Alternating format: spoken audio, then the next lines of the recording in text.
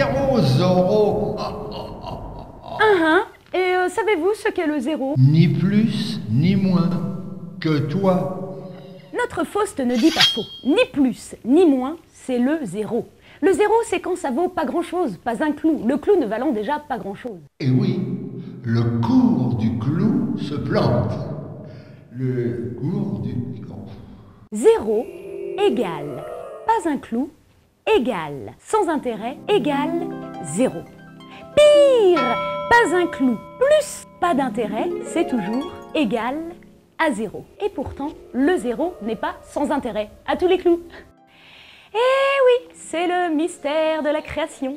Ben voyons, c'est la moindre des choses. Le zéro, c'est une longue histoire. La première trace du zéro semble remonter au 3e millénaire avant Jésus-Christ à Babylone. Mais le zéro n'était alors qu'un signe de marquage, un vulgaire pense-bête permettant d'écrire les nombres. Par exemple, pour écrire 103, on peut écrire 1 et 3, mais il ne faut pas confondre avec 13. D'où l'idée de rajouter entre les deux nombres un signe de séparation. C'est ce zéro-là qui faisait défaut aux Romains, avec toutes ces lettres qui rendaient compliqué le calcul mental. Plus tard, durant le 1er millénaire, les Mayas eux aussi utiliseront ce système de marquage avec de jolis coquillages. Mais le coup de génie vient de l'Inde, où notre zéro moderne apparaît vers le 5e siècle. Le zéro n'est plus alors seulement un symbole utilisé pour marquer un vide, mais devient un nombre à part entière. À cette époque, on l'appelle le Sonya, qui se traduit par vide, absence, néant, nullité, mais aussi infini, voûte céleste, serpent de l'éternité. Et c'est là la révolution. Contrairement aux Grecs qui, par exemple, avaient peur de l'infini. Les Indiens, eux, ouvrent la voie céleste du zéro qui s'érige en pensée philosophique. Ah ben elle est bonne celle-là, là que je suis en blanc maintenant.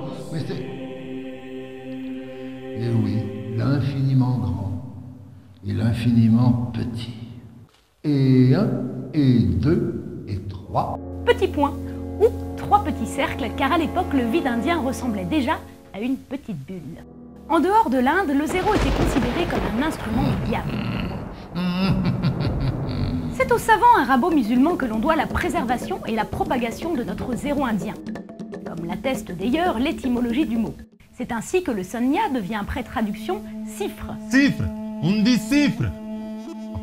Qui donnera zéro, mais encore cipher en anglais pour code secret.